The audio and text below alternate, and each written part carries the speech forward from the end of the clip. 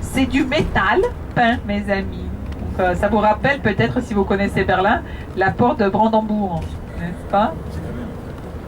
Donc, c'est Nicolas Ier, dans les années 1830 qu'il a érigé. C'est légèrement rouillé, donc c'est du métal, on le voit très bien.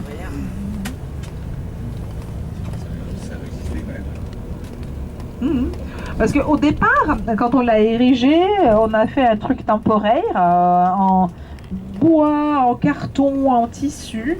Et une dizaine d'années plus tard, on a tout reconstruit en métal. Ici. Et dans quelques instants, à droite, nous allons voir un très joli couvent. À l'époque soviétique, on a rasé les coupoles de ce couvent-là et on en a fait une sorte d'entrepôt.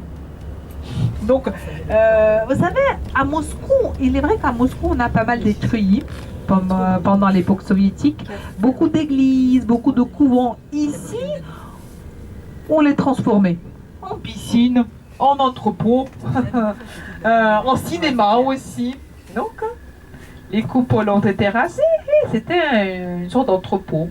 Donc, dans les années 90, les coupoles ont été pleines de café aussi. Donc, si vous voulez sentir la vie des locaux, donc il faut sortir sur la perspective. Ma mère m'a toujours dit, pour retrouver ses amis, il faut aller sur la perspective. Tout le monde y est.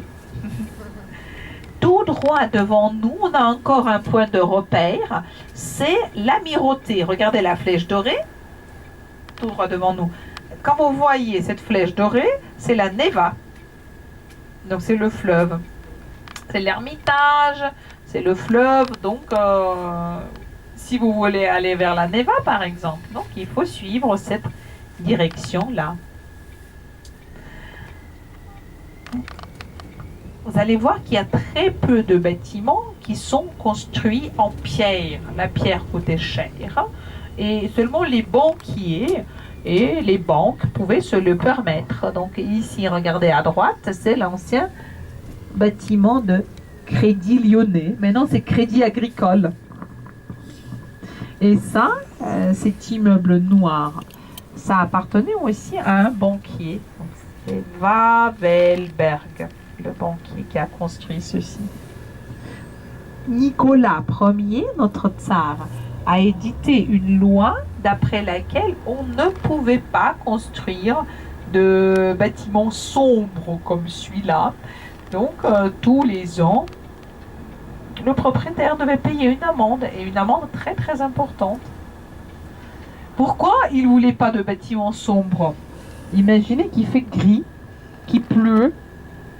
Donc, ça paraît triste, ces bâtiments-là.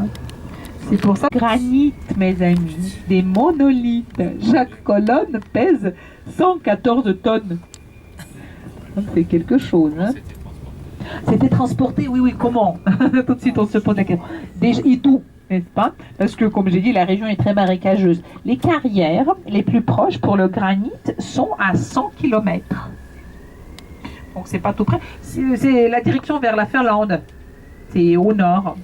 Et ben, on taillait les colonnes là-bas, on les polissait sur place aussi, dans les carrières, et on les transportait par deux en bateau.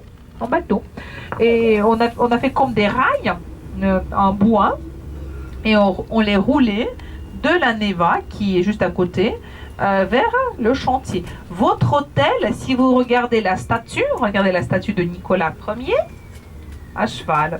C'est juste derrière, en diagonale. Vous voyez le toit rouge derrière la statue? C'est l'hôtel Lot. Bon, vous voyez déjà d'ailleurs le nom, n'est-ce pas? Voilà, donc Nicolas Ier à cheval. 6 tonnes sur 2 points d'appui seulement. Vous avez repéré l'hôtel, mes amis? Là, regardez à gauche. Lot. Et le palais ici, c'est le cadeau de mariage de Nicolas Ier à sa fille Maria. Donc ça porte son nom, c'est le palais Marie. Le palais Marie. Marie, cette fameuse Maria, s'est mariée avec le petit-fils de Joséphine de Beauharnais. Maximilien, pardon, Maximilien, le fils d'Eugène. On s'approche du resto.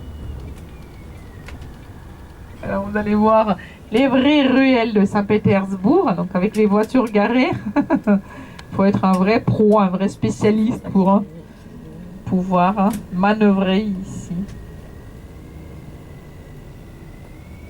Mais même dans cette zone historique, vous avez toujours les rues qui sont droites, voyez, parce que il fallait ça pour les mains. Voilà, l'hôtel Saint-Pétersbourg.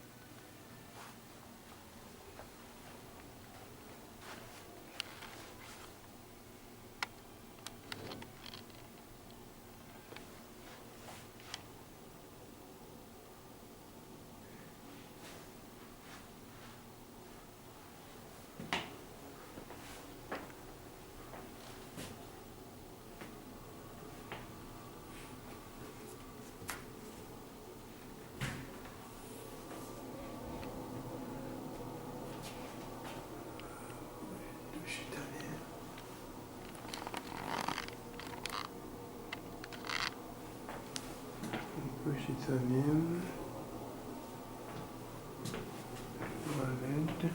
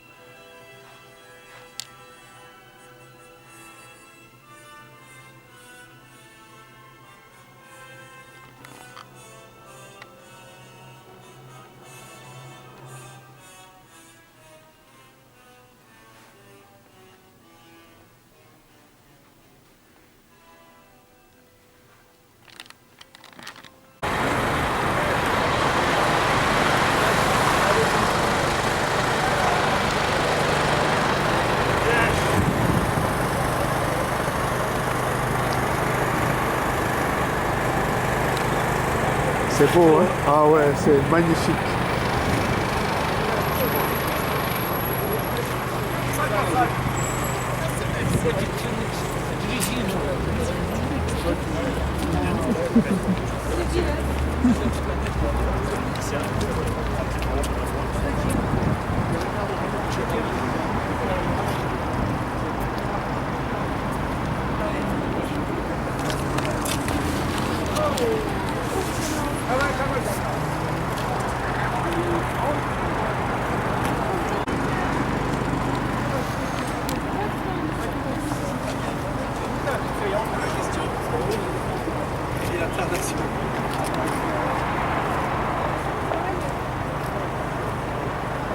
Merci.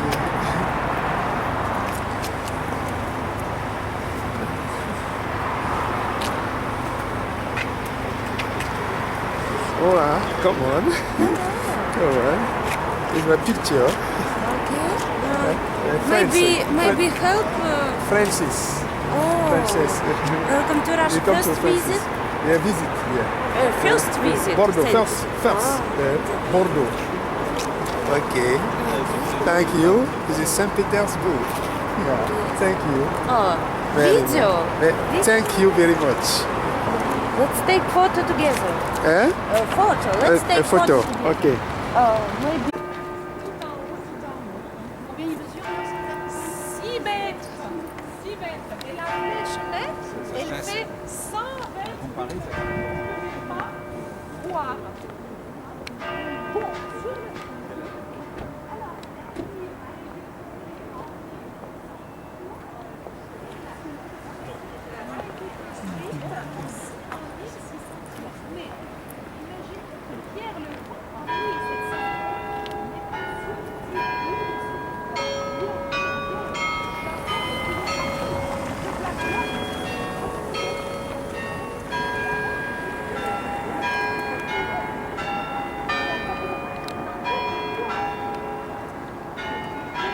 La première vous avez compris que c'était avant tout la sépulture des Romains. Les cafés, on va les voir.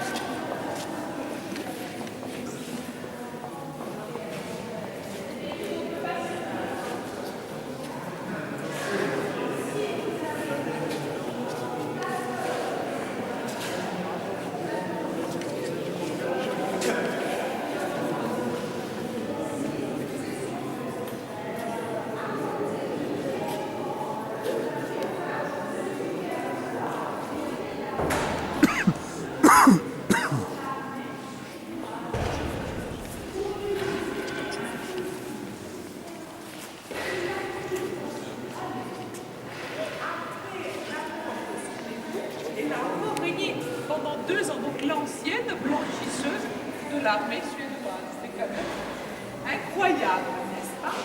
Leur fille, Elisabeth, n'a pas pu régner tout de suite. Elle était fille bâtarde, née avant le mariage. Et alors, après, Catherine, on choisit le petit-fils de Pierre le Grand, Pierre II, qui a 12 ans. Il doit donc régner. Il règne pendant 3 ans seulement, et le jour de son mariage, il meurt de variole. Pas d'héritier mâle, et Élisabeth ne peut toujours pas occuper le trône. On choisit la nièce de Pierre le Grand, elle est enterrée là-bas. La nièce de Pierre le Grand règne pendant 10 ans. Après, on a le petit bébé nourrisson, c'est notre masque de fer qui occupe le trône, mais pas pour longtemps, parce que Élisabeth, la fille de Pierre le Grand, dit mais chers amis, c'est très bien ce que vous faites, mais quand on couronne le neveu de la nièce de Pierre le Grand, et moi je suis la fille de Pierre, et j'attends toujours, il y a quelque chose qui ne colle pas. Et alors, elle arrête le bébé nourrisson qui n'a qu'1 an, et le place en prison. Et il passe toute sa courte vie de 22 ans en prison, où il est tué après par la grande Catherine. Bon, Élisabeth l'arrête et prend le pouvoir. Et c'est elle qui construit tous ces palais fastueux, et le palais d'hiver, et le palais de Tsarskoe Selo. Dans sa garde-robe, elle avait plus de 10 000. Et après, nos hommes nous roulent pour une robe de plus. Donc, Élisabeth n'a jamais eu de mari officiel. Alors, pas elle, la grande Catherine. Élisabeth, donc, a régné pendant 20 ans. Et elle a invité sur le trône russe son neveu à elle, Pierre III. Et pour lui, on a trouvé une femme, la future Catherine de Russie. Au départ, Pierre III et la grande Catherine, ils sont amis. Ils se marient quand Pierre III a 16 ans et l'impératrice a 15 ans. Mais au départ, donc c'est pas à la fin. Donc au départ, ça allait encore. Voilà. Et il occupe le trône pour 34 ans. Vous avez compris que le métier du tsar, c'est un métier dangereux. Ici. Ah oui, ça c'est sûr. Ça c'est sûr.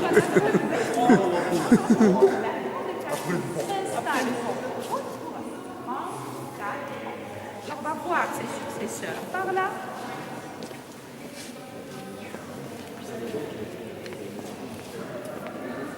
Les successeurs de Catherine. Là, voilà. C'est une histoire très, très, très riche. Oui, j'adore. Ah, ça me rappelle les cours des lycées. Ah, bien sûr. C'est super ça. Vous savez, les intrigues partout. Ouais, exact. Le frère qui déteste l'autre frère, le fils qui n'est pas... Ici, comme on dit, sur le territoire de la Forteresse, vous avez les tombes de trois assassins. Pierre le Grand qui a fait tuer son fils, la grande Catherine qui a liquidé son mari, et Alexandre Ier, le grand ami de Napoléon, qui n'a pas prévenu son père qu'on voulait donc tuer. Le fils officiel de la grande Catherine, c'est Paul Ier. Donc voilà, Paul Ier qui est enterré à côté de l'icône de l'apôtre Paul, n'est-ce pas? Ah ouais. À côté de Paul, on a sa femme, princesse de Württemberg. Demain, à la dernière page, on va voir les portraits des Romanov. Vous allez voir que les portraits Romanov, il n'y a que moi qui peux le dire, ils étaient vraiment, c'est pas beau. C'est cette femme-là, la femme de Paul Ier, qui ramène le gel de beauté dans la famille des Romanov. C'est à partir de ses fils que les Romanov deviennent beaux. En fait, elle a fait bébé sans un Romanov. Voilà, donc elle a eu 10 enfants, Maria de Württemberg. 10 enfants. Et à Montbéliard, vous avez encore son château, ça se dit encore. Et Paul Ier, il a été tué par son entourage. Demain, quand on fera le tour en bateau, on verra son château, le château Michel, où il a été tué. Son fils Alexandre Ier était au courant de tout, et il n'a pas prévenu son père. Donc le lendemain, il est pourvu. Alexandre Ier, c'est donc le grand ami de Napoléon, jusqu'à un certain moment. Voilà, après, c'était autre chose. Alexandre est enterré à côté de sa femme. Ici, ils n'ont pas eu d'enfants romains. Donc le pouvoir devait passer au deuxième frère, qui était très anxieux et qui disait toujours « ils vont me tuer, ils vont me tuer, ils vont me tuer ». Il a décidé de se... Non, vous voulez dire se casser, mais de se cacher. Non, de partir sous un prétexte très poli. Il a dit je suis tombé amoureux d'une femme, elle est polonaise et en plus elle est divorcée. Alors je ne peux pas occuper le trône. Ah, c'est malin ça. C'est très malin. Et alors Les Polonais l'ont tué. Fête de rage. il est allé s'installer en Pologne. Et alors c'était le tour du troisième frère, Nicolas Ier. Nicolas Ier. C'est comme ça qu'il a pu occuper, parce que le deuxième, il n'a pas voulu pas. Et donc il est enterré à côté de sa femme, qui était princesse de France. Alors vous allez me dire, mais Antonina, pourquoi il y a des tombes qui ont des aigles bicéphales et il y a des tombes qui n'en ont pas, comme ici par exemple, par aussi. Les tombes des gens qui ont régné ont des aigles, ceux qui n'ont pas régné n'en ont pas. Ah ouais. Alors on va voir deux tombes qui sortent de l'ordinaire. Ça va, le temps perdu entre les Romanov? C'est très riche.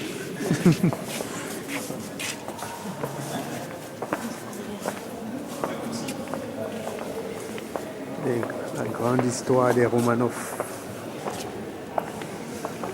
Si vous avez peu de détails, on peut approfondir.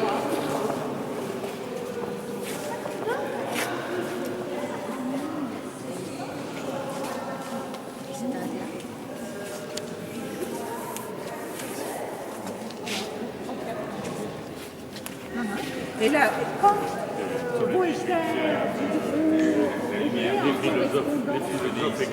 Diderot est même venu, d'ailleurs il est parti assez déçu. Il a dit je n'ai pas été reçu comme je le méritais. Vous savez pourquoi? Parce Non. qu'il a osé critiquer l'impératrice devant tout le monde. Ah. Ça a été Faut pas le faire. moyennement Apprécié. apprécié. Deux tombes qui sont différentes des autres, n'est-ce pas? Ce sont les tombes d'Alexandre II et de sa femme. Au départ, les tombes étaient différentes, mais elles étaient en calcaire. Le calcaire, c'est pas bien pour notre climat. Alors, il y avait des tombes qui se détruisaient. Et on a décidé de faire le même modèle pour tout le monde. Mais le fils de ce couple leur a fait un très joli cadeau. C'est du marbre précieux, donc du jaspe et de la rhodonite. Ce sont des monolithes en marbre précieux. Donc Alexandre II, c'est celui qui a été mortellement blessé là où on a construit ce sauveur. Donc c'est Alexandre II qui a signé l'abolition du servage aussi. Et c'est comme ça qu'on l'a remercié après. Et ça fait simple et très très sobre, comme vous pouvez voir. Alors, ici, est-ce que vous avez vu la différence entre les deux sarcophages? Celui-là et l'autre à côté. Oui, les aigles bicéphales sont... Les bronzes brillent beaucoup plus. Voilà, Le tout à fait. métal n'est pas encore patiné. En fait, c'est la tombe de cette magnifique dame qui était donc la mère de Nicolas, Maria. Il y en a des mariages. Oui, Maria. Elle s'appelait. Celle qui a eu 10 enfants. Elle est là-bas. Non, elle a eu 10 enfants. C'était la mariage. C'est une autre Maria. Alexandre III ne devait même pas venir. Il avait un frère aîné. Mais ce pauvre frère est tombé du cheval, a abîmé la colonne vertébrale et il est mort à Nice. Vous savez, peut-être qu'à Nice, on a une très belle église orthodoxe. Oui. Elle est consacrée à ce prince, Nicolas, qui est mort à Nice. Et il y a également la rue Zarevitch. Donc, c'est le boulevard, pardon, le boulevard Zarevitch. Donc, c'est consacré à cet homme-là. Donc, Alexandre a hérité non seulement le trône, mais également la fiancée de son frère. Et c'était un couple très harmonieux. Et il l'adorait. Et en fait, lui, il était géant. Alors, promettez-moi, les garçons, de faire une petite expérience ce soir. Alexandre III était colosse, vraiment athlète. Il savait plier un fer à cheval en deux et une pièce de monnaie. Vous savez la plier aussi en deux. Donc vous pouvez essayer une des expériences par exemple. En fait, c'est un rugbyman. C'est un rugbyman moyen. Donc presque 2 mètres, un colosse. Et elle, regardez, elle est toute menue, toute petite. C'est pour cette fille-là qu'on a créé les premiers jeux de Fabergé. Il a voulu lui faire un très joli cadeau. Voyez. Elle a survécu à la Révolution, cette Maria Fedorovna, et on l'a évacuée dans son pays. Elle était danoise, elle est allée à Copenhague et elle est morte à Copenhague en 28, 11 ans après la Révolution. Et son corps est resté au Danemark. Et c'est revenu ici il y a 10 ans. C'est pour ça que la tombe brille toujours. C'est pour ça que le métal n'est pas patiné, voyez. Et vous attendez certainement l'histoire d'Anastasia avec les autres, malgré le dessin animé. Malgré le dessin animé.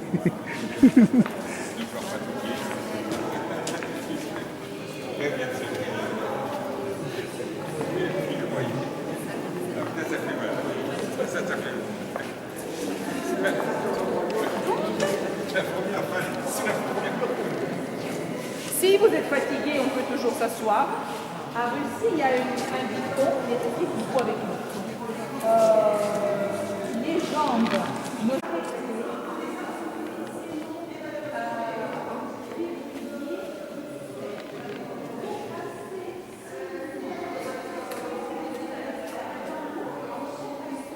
Les Romanov sont enterrés ici.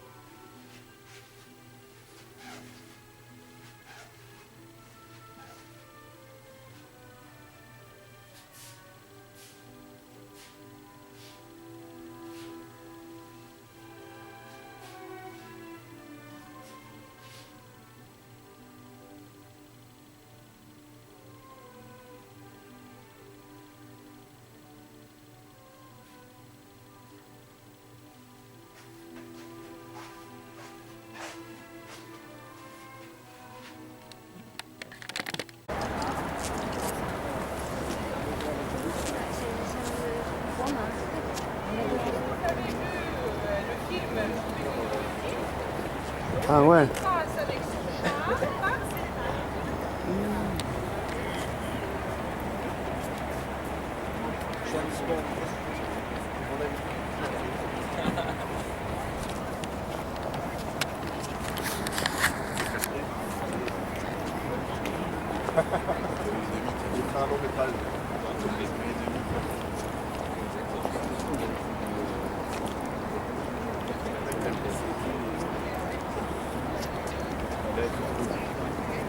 C'est beau, hein? Ah ouais, c'est magnifique.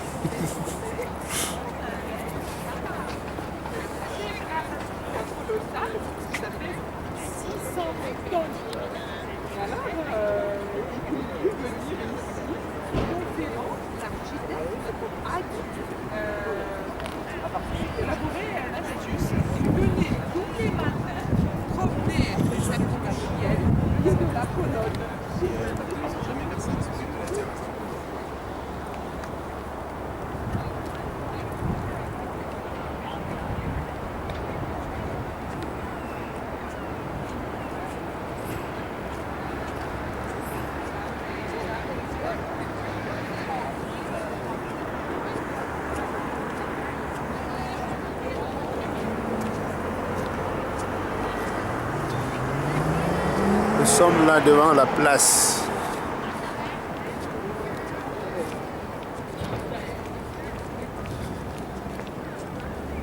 Bon, le film Baiser de Russie, James Bond, est rentré par la colonne qui est juste derrière moi, à l'entrée du char. Le film.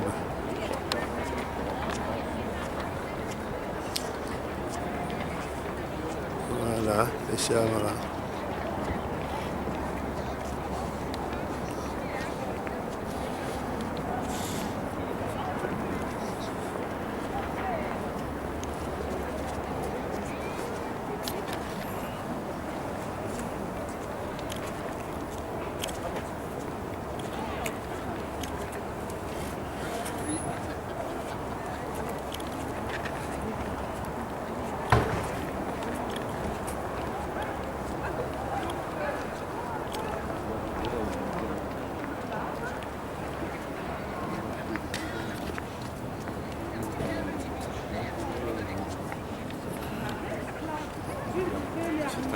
On a la rue des millionnaires. Ici, voyez.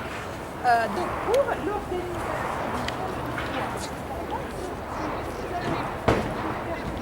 le rendez-vous est ici, sur ce petit balcon, voyez, à 11h45.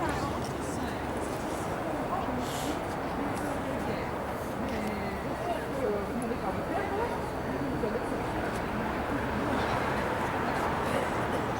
la colonne. D'accord, on ça.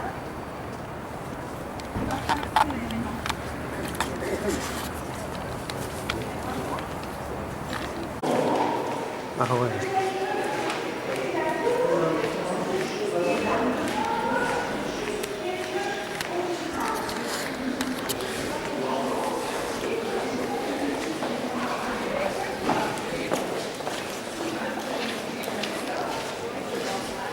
Voilà les deux boutiques principales, mes amis. Donc on me demande souvent où acheter les livres officiellement. Les boutiques officielles, c'est ça. Voilà, c'est sur notre route vers le vestiaire.